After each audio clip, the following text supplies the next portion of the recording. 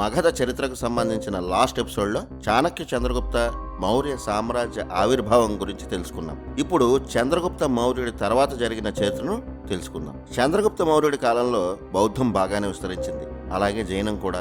ఆ కాలంలో బౌద్ధ జైన భిక్షువుల్లో కొందరు చరిత్ర అధ్యయనకారులు మౌర్యుల చరిత్రను, ఆ రాజుల చరిత్రను కొన్ని గ్రంథాల్లో రాశారు. దీపవంశ, మహావంశ లాంటి గ్రంథాల్లో ఆనాటి చక్రవర్తుల చరిత్రలు కొంతవరకు ఉంటాయి. చాణక్య చంద్రగుప్త చరిత్రలో చాలా మంది చాణక్యుడే లేడని అంటుంటారు. ఈ చాణక్యుడి గురించి ఎక్కువగా వినిపించేది, కనిపించేది బౌద్ధ చారిత్రక గ్రంథాల్లోనే. చంద్రగుప్త, అతని కుమారుడైనటువంటి బిందుసారుడి వరకు చాణక్యుడు మగధపై ఎంత ప్రభావం చూపించాడో బౌద్ధులే రాశారు. చాణక్యుడు లేకపోతే చంద్రగుప్తుడు కూడా లేడని అనుకోవాలి. అలా అనుకుంటూ పోతే అసలు అశోకుడి చరిత్రే మారిపోతుంది. చాణక్య, చంద్రగుప్త, బిందుసార, అశోక వీరి చరిత్రలు పురాణాలతో పాటు బౌద్ధ గ్రంథాల్లోనూ కనిపిస్తాయి. నందవంశంలో చివరివాడైన ధననందుడిని సంహరించి చాణక్యుడి సహకారంతో చంద్రగుప్తుడు మగధ చక్రవర్తి అయ్యాడు. భరతఖండంలో ఒక్క దక్షిణాపథాన్ని తప్ప మిగిలిన ప్రాంతం అంతటినీ చంద్రగుప్తుడు పాలించాడు. ఆనాడు చంద్రగుప్తుడు కూడా కళింగ సామ్రాజ్యాన్ని జయించలేకపోయాడు. చాణక్యుడే లేడని చెప్పేవారు బౌద్ధుల చారిత్రక గ్రంథాలు ఒకసారి చదవాలి. చంద్రగుప్త మౌర్య, అతని కుమారుడైన బిందుసారలను నడిపించింది చాణక్యుడే అని బౌద్ధ గ్రంథాల్లోనే స్పష్టంగా ఉంది. పురాణాల ప్రకారం బిందుసార అసలు పేరు భద్రసార. బౌద్ధ గ్రంథాల్లో ఇతని పేరు బిందుసారగా ఉంటుంది. చాలా మంది బిందుసార, బింబిసార ఒకరే అనుకుంటారు, కానీ బింబిసార మౌర్యుల కంటే ముందరివాడు. చంద్రగుప్త మౌర్య కుమారుడైన బిందుసారకు ఆ పేరు ఎలా వచ్చింది? చంద్రగుప్త మౌర్యుడు ఏమయ్యాడు? అశోకుడు ఎవరు? చాణక్యుడు ఏమయ్యాడు? ఇవన్నీ ఈ ఎపిసోడ్లో తెలుసుకుందాం. పురాణాలు, మన భారతీయ చరిత్ర పరిశోధకులు, అలాగే కోట వెంకటాచలం గారి కలియుగ రాజవంశాల చరిత్ర పుస్తకాల ప్రకారం చంద్రగుప్త మౌర్య పరిపాలనా కాలం 1534 బీసీఈ నుంచి 1500 బీసీఈ, అంటే 34 ఏళ్లు పరిపాలించాడు. చంద్రగుప్తుడు సింహాసనం అధిష్ఠించిన సరిగ్గా సంవత్సరానికి, అంటే 1533 బీసీఈలో బిందుసారుడు జన్మించాడు. అతని జననమే ఒక మిస్టీరియస్ స్టోరీ. చంద్రగుప్తుడు చక్రవర్తి అయ్యాక అతనికి శత్రువులు పెరిగారు. ఆ శత్రువుల గూఢచారుల్లో కొందరు చంద్రగుప్త మౌర్య అంతఃపురం, అతని భవనాల్లోనే ఉండేవారు. ఈ విషయం చాణక్యుడికి తెలిసింది. విషప్రయోగం ద్వారా చంద్రగుప్తుడిని చంపేందుకు చాలా ప్రయత్నాలు జరిగాయి, కానీ వాటన్నిటినీ చాణక్యుడు భగ్నం చేశాడు. ఎంత భయంకరమైన సర్పం కాటేసినా, ఎలాంటి విషప్రయోగం జరిగినా చంద్రగుప్తుడికి ఏమీ కాకుండా ఉండేందుకు చాణక్యుడు ఒక పథకం ఆలోచించాడు. చంద్రగుప్తుడికి తెలియకుండా అతను తినే ఆహారంలో చాలా తక్కువ మోతాదులో విషాన్ని విరిచే మరో విషాన్ని కలిపేవాడు. ఆ విషయం చంద్రగుప్తకు కూడా తెలియదు.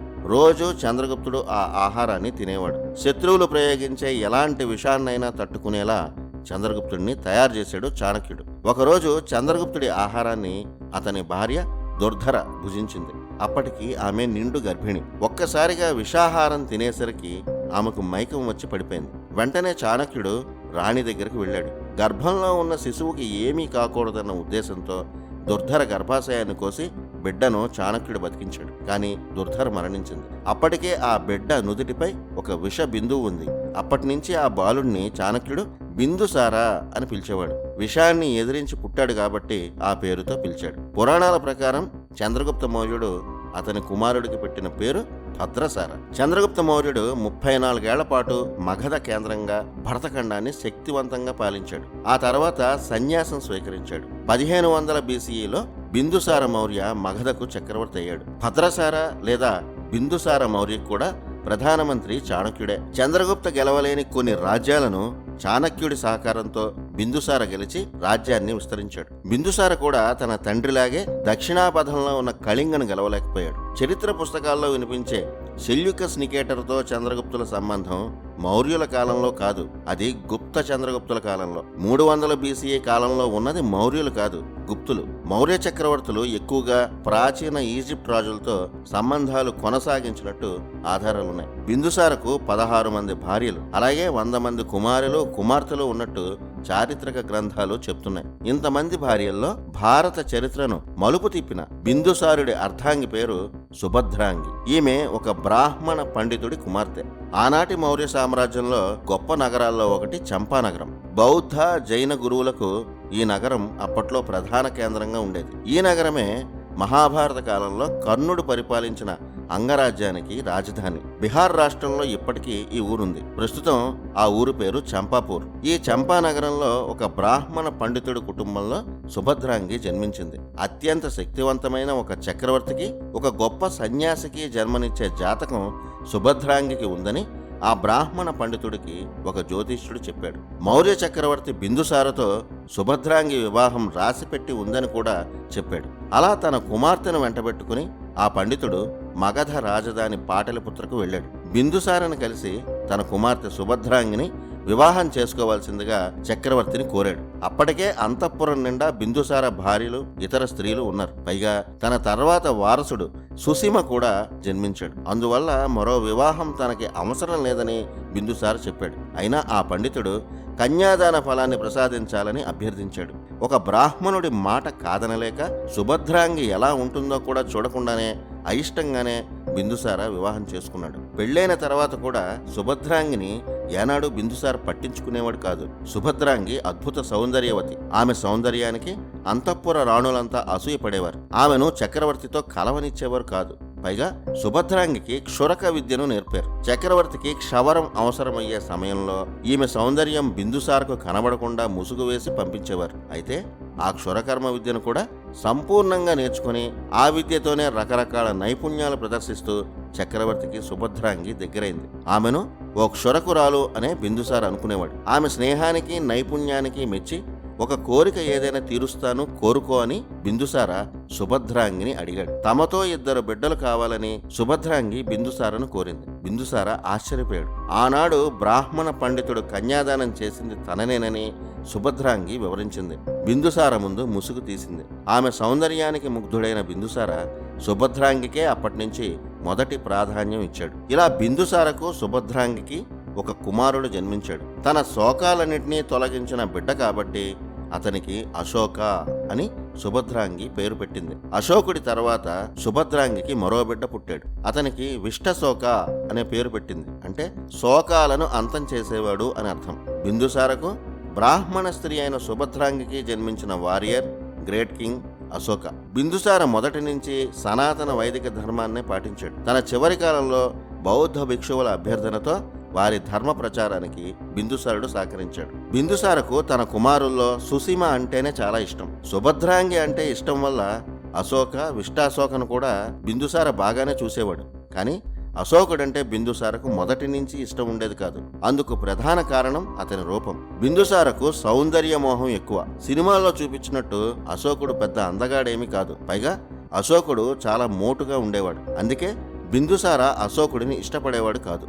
అయితే ఆ తర్వాత అందరిలో ధైర్యవంతుడు, మగధను విస్తరించగల సమర్థుడు అశోకుడే అని ప్రజలే కాదు, బౌద్ధ గురువులు కూడా బిందుసారకు చెప్పేవారు. అది బిందుసారకు నచ్చేది కాదు.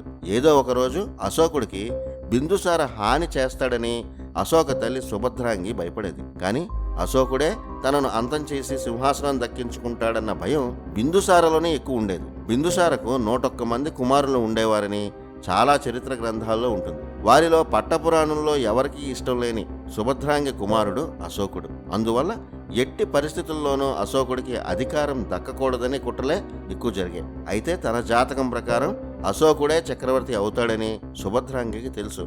కానీ ఆ విషయాన్ని బిందుసారతో సహా ఎవ్వరికీ చెప్పకుండా ఆమె రహస్యంగా ఉంచింది. అలా బిందుసార అంతఃపుర రాజకీయాలతో పాటు అశోకుడు కూడా విద్యాభ్యాసం వయసుకి వచ్చాడు. మరి ఇన్ని జరుగుతుంటే బిందుసార ప్రధానమంత్రిగా ఉన్న చాణక్యుడు ఏం చేస్తున్నాడు? సుభద్రాంగిని బిందుసారుడు వివాహం చేసుకోవడానికి ముందు ఒక సంఘటన జరిగింది. చాణక్యుడు విషం పెట్టడం వల్లే మీ తల్లి చనిపోయిందని బిందుసారకు తన మంత్రుల్లో ఒకరైన సుబంధు చెప్పాడు. అది నమ్మి బిందుసారుడు చాణక్యుడిని ఘోరంగా అవమానించి రాజ్య బహిష్కరణ చేశాడు.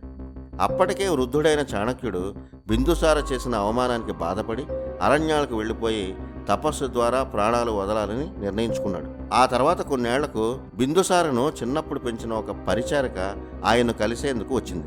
ఆనాడు జరిగిన అసలు విషయాన్ని బిందుసారకు చెప్పింది. చంద్రగుప్త మౌర్యను శత్రువుల నుంచి కాపాడే క్రమంలో పెట్టిన విషాహారాన్ని పొరపాటున తినడం వల్లే నీ తల్లి చనిపోయిందని, ఆనాడు చాణక్యుడు లేకపోతే నువ్వు ఉండేవాడివి కావని ఆ వృద్ధురాలు బిందుసారకు చెప్పింది. చేసిన అపరాధానికి బిందుసార కుమిలిపోయాడు. చాణక్యుడి దగ్గరకు వెళ్లి రాజ్యానికి రావాలని బతిమాలాడు. కానీ అప్పటికే చాణక్యుడు ఆమరణ నిరాహార దీక్ష, మౌన దీక్షలో ఉన్నాడు. చాణక్యుడు బిందుసారకు కనీసం సమాధానం కూడా ఇవ్వలేదు. అలా తన 80వ ఏట చాణక్యుడు నిరాహార దీక్ష వల్ల కృషించిపోయి మరణించాడు. భారత చరిత్రను మార్చిన గొప్ప వ్యక్తి, ఆధునిక భారతంలో మొట్టమొదటి ఆర్థిక రాజకీయ శాస్త్రవేత్త చివరికి ఆకలితో మరణించాడు. కొన్ని చారిత్రక గ్రంథాల ప్రకారం కోట వెంకటాచలం గారు రచించిన కలియుగ రాజవంశాల చరిత్ర ప్రకారం 1475 బీసీఈలో చాణక్యుడు మరణించాడు. ఇది జరిగిన 3 ఏళ్లకే, అంటే 1472 బీసీఈలో బిందుసార మౌర్య కూడా